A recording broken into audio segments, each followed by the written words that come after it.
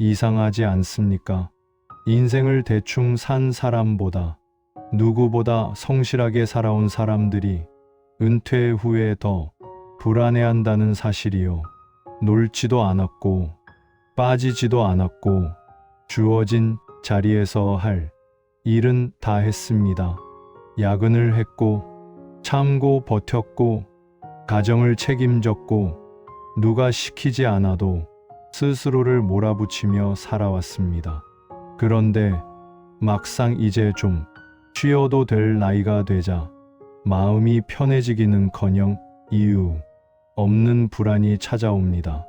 아침에 눈을 뜨면 딱히 급할 일도 없는데 괜히 일찍 깨어나고 오늘 하루를 어떻게 써야 할지 몰라 시간이 무겁게 느껴집니다. 사람들은 말합니다. 이제 고생 끝났잖아요 하고 싶은 거 하면서 살면 되죠. 하지만 이상하게도 그 말이 위로가 되지 않습니다. 오히려 더 막막해집니다. 왜일까요? 돈이 부족해서일까요? 아닙니다. 건강이 나빠서일까요? 그것도 아닐 수 있습니다. 문제는 전혀 다른 데 있습니다. 우리는 평생 무엇을 하는 사람인가로 자기 자신을 설명해 왔습니다. 회사에서 어떤 역할을 맡았는지, 가정에서 무엇을 책임졌는지, 얼마나 성실했는지로 자기 가치를 증명하며 살아왔습니다. 그 방식이 틀렸던 건 아닙니다. 그 덕분에 여기까지 온 것도 사실입니다. 하지만 바로 그 방식 때문에 은퇴 이후 우리는 처음 겪는 종류의 불안을 만나게 됩니다. 일이 사라진 자리에 나가 남아있지 않다는 느낌, 누군가에게 필요하지 않은 사람이 된 것 같은 기분, 하루를 채우지 못하면 쓸모없는 사람이 되는 것 같은 착각, 그래서 열심히 살아온 사람일수록 아무것도 하지 않는 시간을 견디지 못합니다. 이 불안은 실패해서 생긴 감정이 아닙니다. 오히려 너무 오래 자기 자신을 뒤로 밀어왔기 때문에 이제서야 모습을 드러낸 감정입니다. 우리는 평생 해야 할 일은 잘해왔지만 어떻게 살고 싶은 사람인지는 한 번도 진지하게 생각해보지 않았습니다. 그래서 지금 인생에서 처음으로 방향 없는 시간이 주어졌을 때 마음이 흔들리는 겁니다. 이 이야기는 은퇴가 두려운 사람의 이야기가 아닙니다. 열심히 살아왔기 때문에 이제 무엇으로 살아야 할지 처음 고민하게 된 사람의 이야기입니다. 그리고 지금 이 영상을 보고 계신 당신 역시 그 중 한 사람일지도 모릅니다. 우리는 언제부터인가 인생을 버텨내는 것으로 배워왔습니다. 아니, 정확히 말하면 버텨야만 제대로 사는 사람이라는 평가를 받았습니다. 아침에 늦지 않게 출근하고 맡은 일은 남기지 않고 불평보다는 책임을 먼저 떠안는 사람, 그런 사람이 어른이고 가장이고 제대로 된 사회인이라고 배웠습니다. 그래서 우리는 잘 사는 법보다 잘 버티는 법을 먼저 익혔습니다. 힘들어도 참고 억울해도 넘기고 몸이 먼저 반응해도 이 정도는 다들 한다는 말로 자기 자신을 설득하며 살아왔습니다. 그 과정에서 한 가지가 아주 자연스럽게 사라졌습니다. 바로 나라는 사람입니다. 우리는 오랫동안 자기 자신을 이렇게 설명해 왔습니다. 나는 이 회사의 직원이고, 나는 이 집의 가장이고, 나는 이 일을 책임지는 사람이다. 이 설명 방식은 젊을 때는 문제가 되지 않았습니다. 오히려 사회에서 인정받는 방식이었고, 가정을 지키는 방법이었으며 스스로를 증명하는 수단이었습니다. 문제는 이 설명이 전부가 되어버렸다는 데 있습니다. 일이 곧 나였고, 역할이 곧 나였고, 성과가 곧 내 가치가 되어버렸습니다. 그렇게 살다 보니 우리는 점점 내가 무엇을 좋아하는지, 나는 어떤 사람인지 보다 오늘 무엇을 해냈는지에만 집중하게 됩니다. 쉬는 날이 와도 몸은 쉬는데 마음은 쉬지 못합니다. 아무것도 하지 않으면 괜히 불안해지고 쓸모없는 사람이 된 것 같은 기분이 듭니다. 이건 개인 성격의 문제가 아닙니다. 구조의 문제입니다. 성실한 사람일수록 자기 가치를 외부 기준에 맞춰왔기 때문에 그 기준이 사라지는 순간 자기 자신도 함께 흔들립니다. 우리는 이렇게 배웠습니다. 일을 해야 사람이 된다. 노력해야 인정받는다. 쉬는 건 나중 문제다. 그래서 쉬는 순간에도 마음 한구석에서는 계속 누군가의 평가를 의식합니다. 지금 이 시간 나는 가치 있는가? 이렇게 가만히 있어도 되는가? 이 질문은 게으른 사람에게서 나오지 않습니다. 오히려 성실했던 사람에게서만 나오는 질문입니다. 그동안 우리는 자기 자신을 한 번도 목적지로 두지 않았습니다. 회사, 가족, 책임, 역할, 항상 목적지는 바깥에 있었고 나는 그 목적지를 향해 달리는 도구처럼 스스로를 사용해 왔습니다.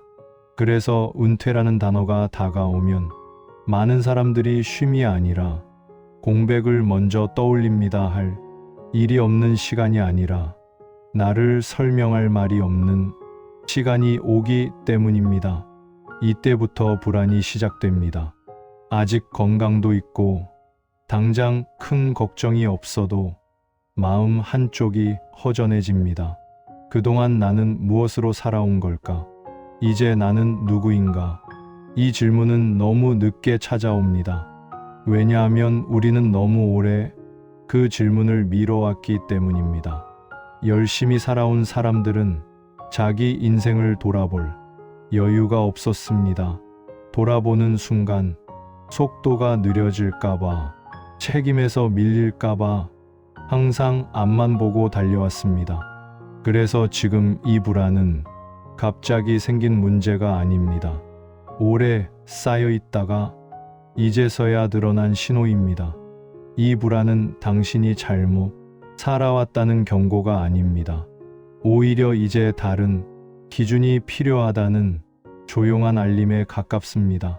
성과 말고, 역할 말고, 쓸모 말고, 이제는 나 자신이라는 기준이 필요해졌다는 신호입니다. 하지만 문제는 우리가 그 기준을 어떻게 세워야 할지 배운 적이 없다는 데 있습니다. 그래서 다음 이야기에서는 왜 이 불안이 돈이나 건강 문제가 아닌지, 그리고 왜 성실한 사람일수록 이 단계를 반드시 거쳐야 하는지에 대해 조금 더 깊이 이야기해 보려 합니다. 많은 사람들이 은퇴를 두려워한다고 말합니다. 하지만 자세히 들여다보면 사람들이 두려워하는 건 은퇴 그 자체가 아닙니다. 출근하지 않아도 되는 것, 상사가 없어지는 것, 회의에 들어가지 않아도 되는 것, 이것들은 두려움의 핵심이 아닙니다. 진짜 두려움은 이제 나는 누구인가라는 질문입니다. 그동안 우리는 아주 분명한 이름표를 달고 살아왔습니다. 어느 회사의 누구, 어느 분야에서 몇 년을 일한 사람, 가정에서는 어떤 역할을 맡은 사람, 이 이름표들은 우리를 설명해 주었고, 우리를 필요하게 만들어 주었고, 세상과 연결시켜 주었습니다. 문제는 그 이름표가 사라지는 순간입니다. 아침에 일어나 갈 곳이 없을 때, 전화가 울리지 않을 때, 누군가 나를 찾지 않을 때, 그때 비로소 우리는 묻기 시작합니다. 나는 이제 쓸모가 없는 건가? 내 자리는 정말 끝난 건가? 이 질문은 생각보다 훨씬 강력합니다. 왜냐하면 그동안 우리는 존재가 아니라 필요성으로 살아왔기 때문입니다. 필요한 사람이면 괜찮았고 필요 없으면 불안해졌습니다. 그래서 은퇴 이후의 불안은 게으름에서 오지 않습니다. 오히려 너무 오랫동안 필요한 사람이었기 때문에 생기는 불안입니다. 회사에서는 내가 빠지면 일이 돌아가지 않는 것 같았고, 가정에서는 내가 책임지지 않으면 안 될 것 같았고, 그래서 항상 내가 있어야 한다는 위치에 자기 자신을 놓아두었습니다. 그런 삶은 자부심을 줍니다. 하지만 동시에 아주 위험한 조건을 하나 만듭니다. 필요하지 않으면 나는 의미가 없다. 이 생각은 서서히 마음속에 자리 잡습니다.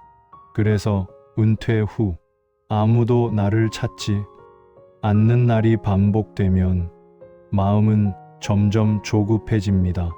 괜히 집안을 정리했다가 할 일도 없는데 바쁘게 움직였다가 의미 없이 뉴스를 반복해서 보거나 밖으로 나갈 이유를 만들기도 합니다.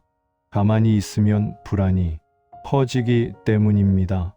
이 불안은 외로움과도 조금 다릅니다. 외로움은 사람이 없어서 생기지만 이 불안은 역할이 없어서 생깁니다. 사람은 곁에 있어도 대화는 있어도 마음 한편이 비어있는 느낌. 이때 많은 사람들이 자기 자신을 탓합니다. 나는 왜 이렇게 약할까? 다들 잘 적응하는 것 같은데. 하지만 그 비교 자체가 이미 문제의 핵심을 비껴가고 있습니다. 은퇴 후 불안은 적응력의 문제가 아닙니다. 정체성의 문제입니다. 우리는 평생 한 가지 정체성으로만 살아왔습니다. 일하는 나, 책임지는 나, 성과를 내는 나. 이 정체성은 일할 때는 강력하지만 일이 사라지면 아무 힘도 쓰지 못합니다. 그래서 은퇴는 직업을 그만두는 사건이 아니라 유일했던 정체성이 무너지는 사건이 됩니다. 여기서 중요한 사실 하나가 있습니다. 이 혼란은 특별한 사람에게만 오는 게 아닙니다. 오히려 성실했고 책임감이 강했고 자기 자리를 지키며 살아온 사람에게 거의 예외 없이 찾아옵니다.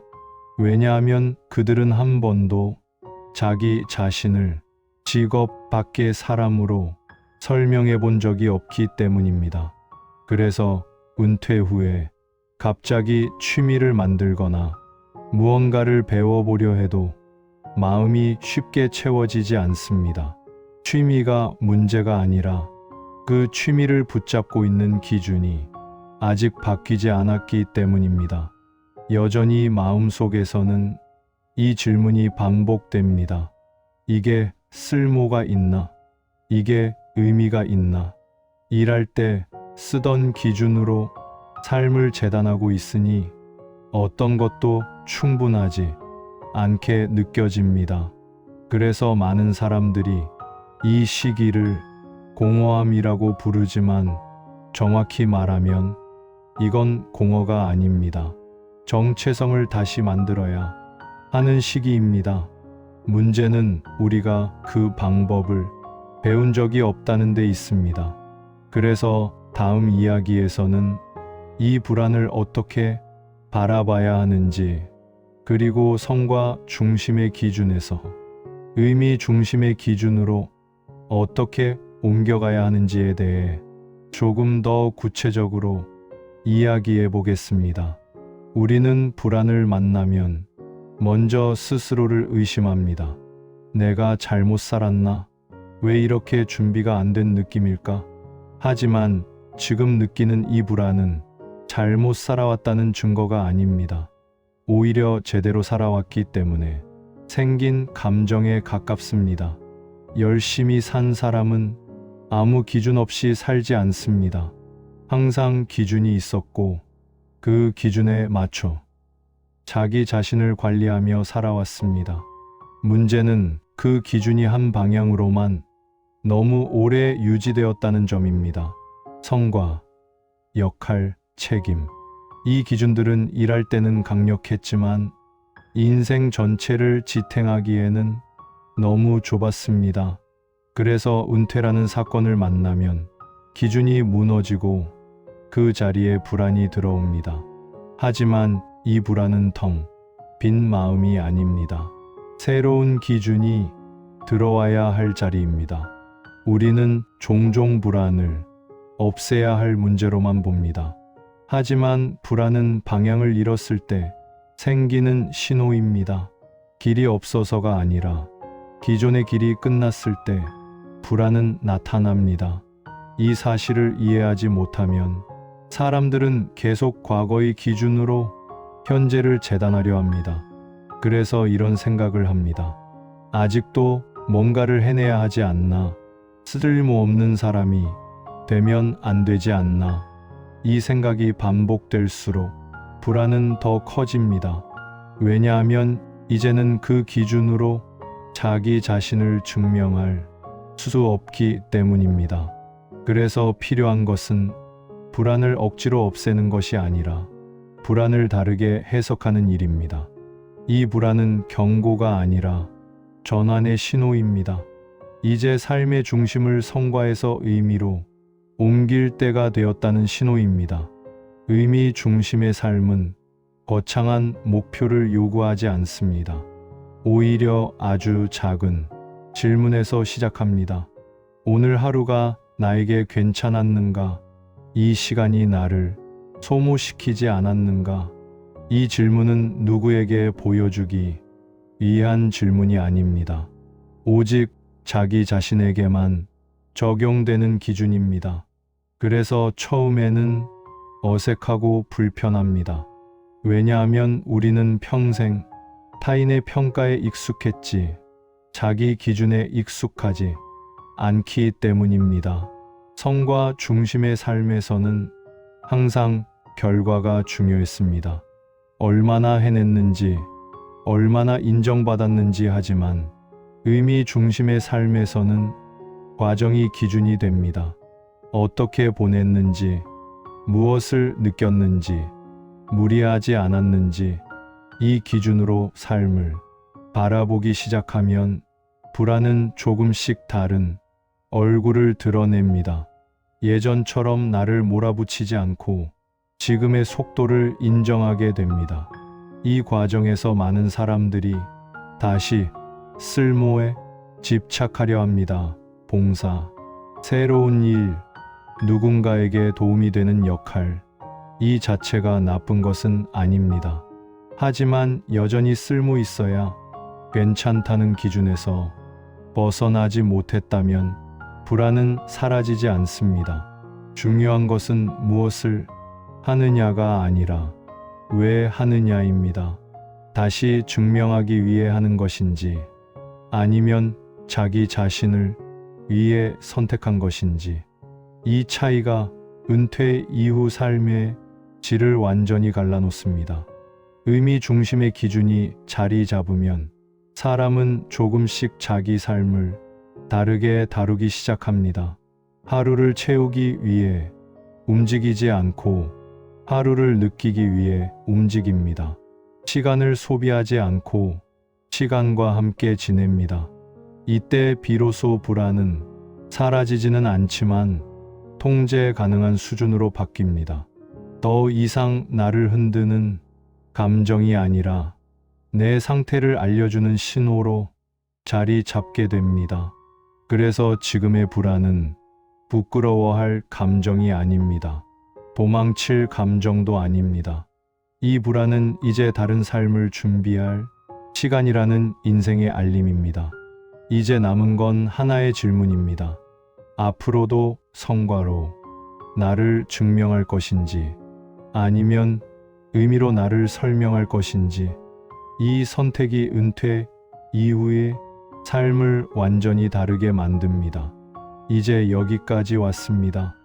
열심히 살아온 이유를 부정하지도 않았고 불안을 억지로 없애려고 하지도 않았습니다. 다만 이제는 다른 질문을 던질 시간입니다. 그동안 우리는 무엇을 더 해야 하나라는 질문에 익숙해져 있었습니다. 더 일해야 하나, 더 준비해야 하나, 더 쓸모 있어야 하나. 하지만 은퇴 이후의 삶에서는 이 질문이 사람을 계속 지치게 만듭니다. 그래서 이제는 이 질문을 바꿔야 합니다. 오늘 나는 나에게 너무 무리하지 않았는가? 이 하루가 나를 소모시키기만 하지는 않았는가? 이 질문은 인생을 느슨하게 만들지 않습니다. 오히려 지금까지 너무 조여왔던 삶의 끈을 조금 풀어주는 역할을 합니다. 열심히 살았던 사람은 쉬는 법을 배운 적이 없습니다. 쉬면 뒤처질까봐, 멈추면 책임을 못할까봐 항상 다음을 향해 자기 자신을 밀어붙이며 살아왔습니다. 그래서 쉬는 순간에도 마음이 먼저 불안해집니다. 하지만 이제는 그 불안을 탓하지 않아도 됩니다. 그 불안은 게으름의 증거가 아니라 오래 긴장해온 사람에게 자연스럽게 찾아오는 반응이기 때문입니다. 이제 삶의 기준을 조금만 바꿔도 됩니다. 아주 크게 바꿀 필요는 없습니다. 하루를 꽉 채우지 않아도 괜찮고, 아무도 찾지 않는 날이 있어도 괜찮고, 오늘의 내가 어제보다 덜 생산적이어도 괜찮습니다. 이 기준이 자리 잡기 시작하면 삶은 서서히 다른 모습으로 바뀝니다. 아침이 두려움이 아니라 선택이 되고, 시간이 부담이 아니라 여백이 됩니다. 그리고 그 여백 속에서 우리는 처음으로 자기 자신과 마주하게 됩니다. 그동안 회사와 역할과 책임 뒤에 숨어 있던 진짜 자신과 말입니다. 처음에는 어색할 수 있습니다. 무엇을 좋아하는지, 어떻게 시간을 보내고 싶은지 잘 떠오르지 않을 수도 있습니다. 괜찮습니다. 그건 잘못이 아닙니다. 그동안 그 질문을 할 시간이 없었을 뿐입니다. 이제부터는 천천히 알아가면 됩니다. 빠른 답을 찾지 않아도 됩니다. 누군가의 기준을 빌리지 않아도 됩니다. 당신 인생의 속도는 이제 당신이 정해도 됩니다. 그리고 꼭 이 말을 한 번은 스스로에게 해주셨으면 합니다. 나는 열심히 살았다. 이제는 조금 달라도 괜찮다. 지금의 나도 충분하다. 이 말은 위로가 아니라 사실에 가깝습니다. 여기까지 온 사람은 대충 살아온 사람이 아닙니다. 도망쳐온 사람도 아닙니다. 자기 몫의 인생을 끝까지 책임져 온 사람입니다. 이제 남은 시간은 그 책임을 조금 내려놓아도 되는 시간입니다. 누군가에게 필요한 사람이 아니라 스스로에게 괜찮은 사람이 되는 시간. 열심히 살아온 당신에게 은퇴는 끝이 아닙니다. 처음으로 자기 인생의 중심에 서는 시작입니다. 오늘 이 이야기가 당신의 불안을 없애주지는 못할지라도 그 불안을 조금 다르게 바라보게 만들었다면 그것으로 충분합니다. 지금 이 순간 당신은 잘못 서 있는 것이 아니라 새로운 방향 앞에 서 있을 뿐입니다.